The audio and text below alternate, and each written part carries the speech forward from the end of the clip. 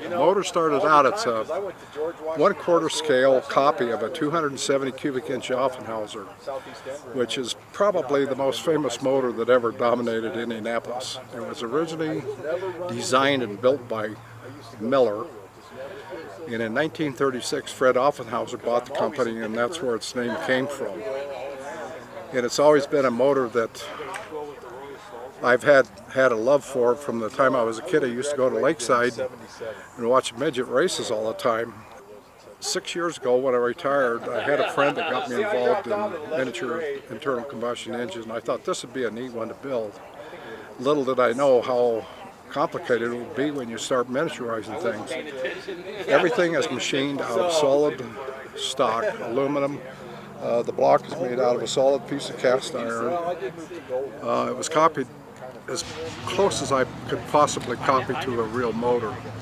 And I was around one when I was a kid, so I knew how they were put together, and I, just from past knowledge, I knew how they were built, and then just started in one day and started making it, and 4 years later the motor was finished, and here it is.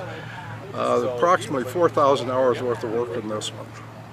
But it's one of my favorites, and I've built a couple of V8s, but I'm going back to building 4-cylinder motors now, just due to the complexity of the V8s.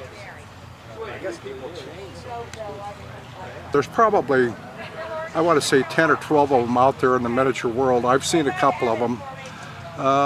One of them's good, one was bad, and one was mediocre. I consider this one here a little bit above that, due to the fact that it's fuel injected. All the rest of them are carbureted.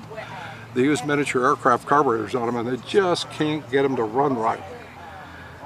And I thought, man, let's go ahead and build a set of Hillborn injectors for it, and everybody told me I was crazy, that, you know, it's impossible to build anything that small. The jets in each one of the nozzles is 4.5 thousandths in diameter.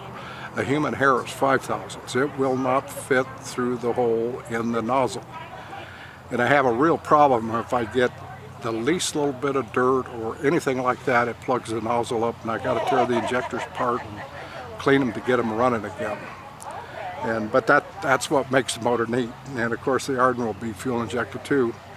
And due to the fact that it's quite a bit bigger motor, it'll be a lot, the jets will be bigger and it won't be as big a problem. This one here is only 3.63 cubic inches.